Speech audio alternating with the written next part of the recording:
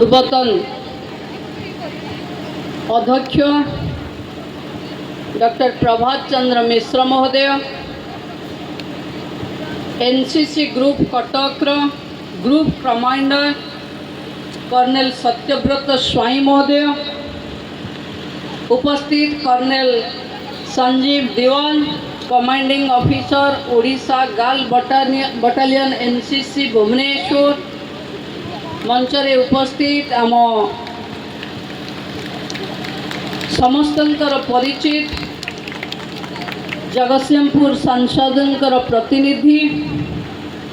भाई पूर्ण ओझा महोदय, कॉलेज रो अध्यक्षा,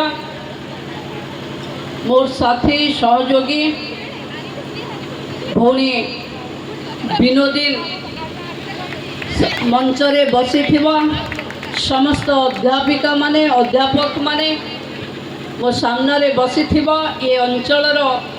समस्त वरिष्ठ नागरिक वृंद, कॉलेज रो समस्त अध्यापिका अध्यापक माने, कॉलेज रो शुभेच्छु, सर्वोपरि ए कॉलेज को उत्सव मुखर करथिबा समस्त छोट छोट झियो माननकु मु आज ये वार्षिक उत्सव रे अभिनंदन जनाऊँ।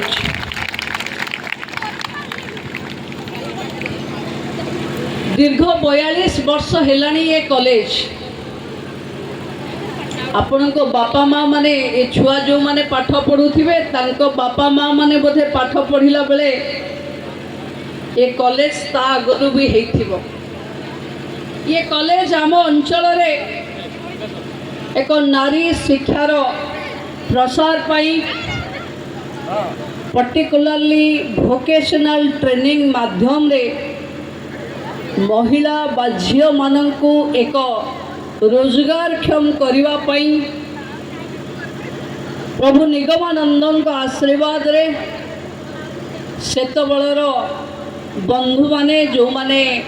महिला शिक्षा पाई भाभी पारिथिले सेमानंकु आमे सबु उत्सव रे करताली देई स्वागत करिवा कथा। आज तो महिला शिक्षा कथा भाभी होची किंतु 42 वर्ष तले खाली झियो माने पाठ पढ़िबे, सेमाने ट्रेनिंग नेबे, सेमाने रोजगारक्षम हेबे, महिला मानक रोजगार हेले, आर्थिक अभिवृद्धि हेले, समाज रे महिला सशक्तिकरण हेबे, जो माने सही समय रे कथा भाभी पारुथिले से महामनीषी गणंकु